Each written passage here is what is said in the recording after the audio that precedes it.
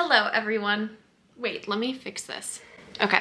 This video is gonna be my November wrap up. I read 9 books this month. I have my phone. We're gonna look at Goodreads. It's actually November 29th right now, so I still have one day. 1, 2, 3, 4, 5, 6, 8. I've read 8 books, but I'm on my 9th. The first book I read in November was When in Rome by Sarah Adams. I need to get the books down. That would be a good idea. I read this while I was on vacation, not really vacation. I was going home from Colorado. I was going back to Virginia for a wedding. This was kind of a good filler book because it's less than 300 pages. It went by super quick. The bad news, I don't really remember what it was about. And this is because I didn't really like it. I gave this book 2 stars. When in Rome is about Amelia and Noah. Noah is a small town podunk boy, grew up in a really small town, and Amelia is a superstar, a rock star. She ends up kind of escaping this celebrity life and getting away. She literally escapes to Rome. Not really though, it's Rome, Kentucky. So she goes from like Tennessee, Nashville, where she's like a superstar, and drives to Rome, Kentucky to kind of get away, to escape her life. She's not really loving the fame anymore. It's getting to her head. She's not having any time to relax or any time to herself. So she runs away to Rome, Kentucky. She ends up meeting small town boy Noah. She ends up getting a flat tire right in front of his house, and love ensues from there. It is opposites attract. It's grumpy sunshine. One of Us is Famous trope. It's a cute book.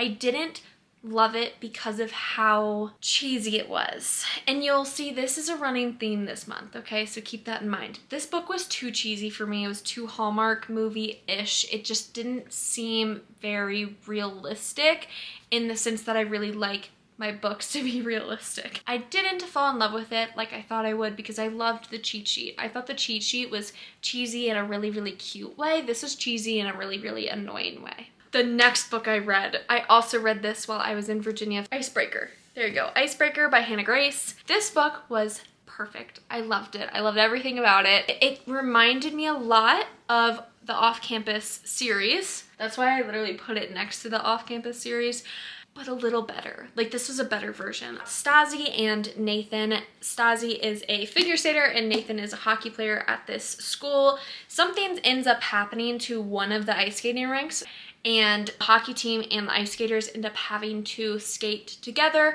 They meet, they mingle.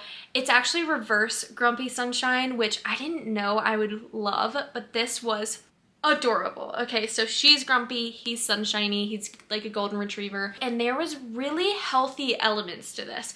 The communication, spot on.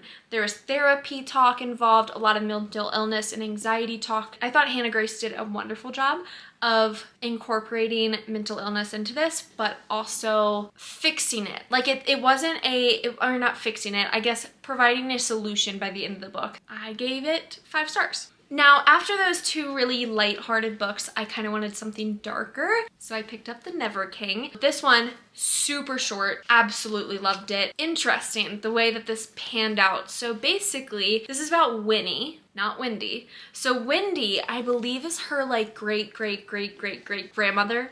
That's a lot of greats. My nose is really itchy.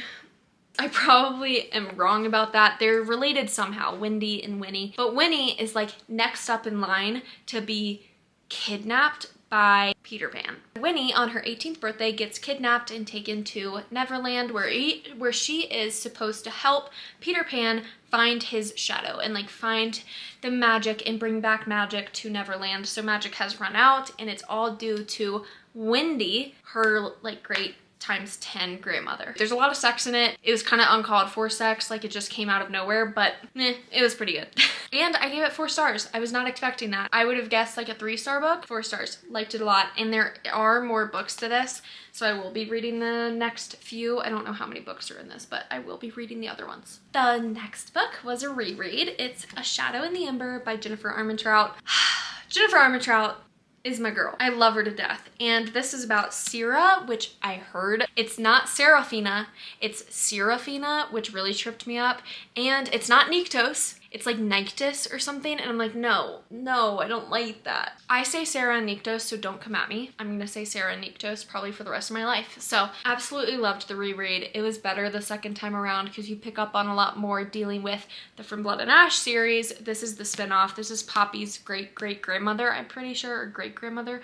Loved it. Great reread. I gave it 5 out of 5 stars again. If you guys ever want to know like what books I'm reading or what I'm rating them, you guys can follow my Goodreads and kind of get like a sneak peek to what I'm reading and to what I rate them. Like just go follow my Goodreads because I rate them like right after I read them. This was a new release. It came out on November 15th, A Light in the Flame by Jennifer Armentrout. This is the second book in the Flesh and Fire series. Sarah and Nyctos continued. This book, I had the worst book hangover after I read this. Like the worst. I still, to this day, November 29th, cannot for the life of me decide what book I'm gonna read next. Like after I read this, I've been in a slump. I don't want to say anything about this one. Just know that I liked it better than the first one. And I like this spinoff better than I like the From Blood and Ash series. I like Sarah and Nyctos better. Daddy Nyctos, okay? Okay, that's it. I'm not gonna say anything. You have to read this series to understand the plot too. Like there's way too much going on. Jennifer Armentrout is kind of known for her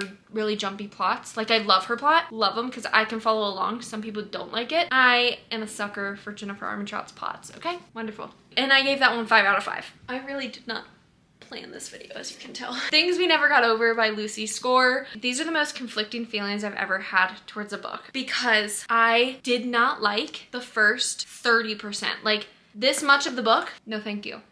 No thank you. Naomi and Knox. Knox was a fucking dick and I hated it. Naomi did nothing to deserve it. She's just really sunshine. He's grumpy. He's like grump to the max for no reason. There was no bad interactions between them. He just has this like preconceived notion of like what she should be like. You know he loves it, okay? You know he loves it. I didn't love Knox, and Naomi was so cheesy. So cheesy in the worst way. I told you I would bring up cheesy again.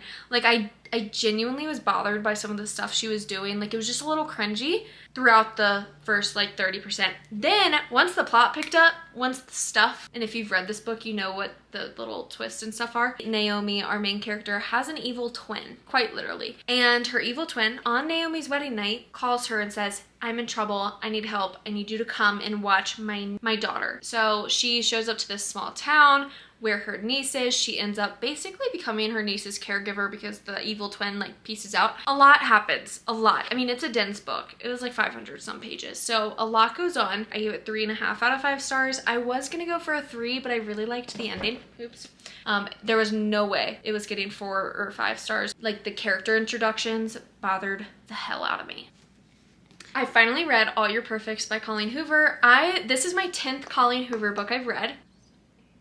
I lied. This is the 9th Colleen Hoover book I've read, and it's not my favorite, but that's okay. I can't love all of her books. I did give it 4 out of 5 stars. I thought it was kind of like, when I think of Colleen Hoover, I'm gonna think of this book because the writing is just so Colleen. I don't know how to describe it, but if you've read any of her books, she just has a very specific way of writing, and it's so quick, so easy to read. No, I have read 10. No, I've read 11 because I read Layla and Verity, and those are over there. Sorry, interruption over. Okay. This book deals with dual timelines. So then, which is Quinn and Graham's past and how they met and then beginning to date and all of the fun stuff.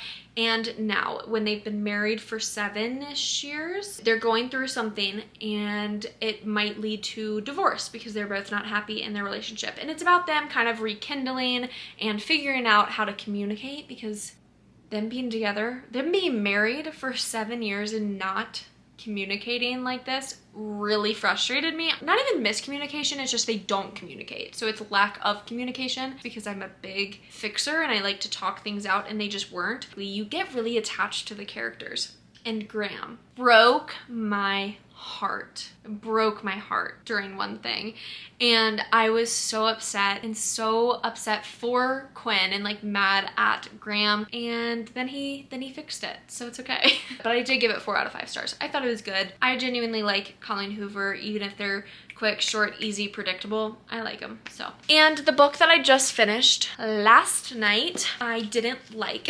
My Killer Vacation by Tessa Bailey. I gave it 3 out of 5 stars, and it's because I just was not interested in picking it back up. Every time I put it down, I was like, okay, I'm good. I don't want to read anymore today. It's about Taylor and Miles. Taylor ends up spending a ton of money, a crap ton of money, for her brother and her to go on this lavish vacation. And when they get to their vacation house, there is a dead body in the laundry room. Taylor's mindset is that she never does anything adventurous. She doesn't do anything that's like off the path that she's originally like planned. So she decides that she wants to help solve the murder that happened at this beach house. Miles is a bounty hunter, and he gets assigned to this job to figure out who killed the man in the laundry room. So Miles and Taylor unite. And of course, it's Grumpy Sunshine. I read a lot of Grumpy Sunshine this month. It was very, I hate to say it, cheesy.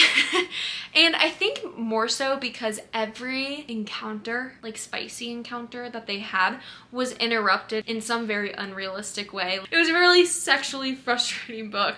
3 out of 5. Fun read because it was just so kind of crazy and out there and ridiculous that's why I got 3 stars in that too. I don't have the book on me, it's downstairs. I'm reading King of Battle and Blood by, is it Scarlett St. Clair? That might be in my December wrap up. I'll tell you guys what I think about it then. Okay. Oh, he's a babe. That is it for today's video. If you have read any of these books, let me know. If you guys have any book recommendations, you know I'm always taking them.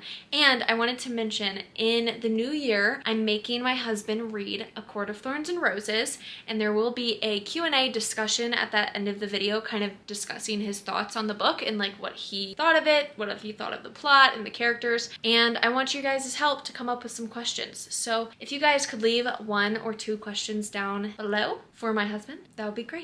Okay, I will see you guys in the next video. Yay! He's so sick of me. Goodbye. Is this your video? Say hey.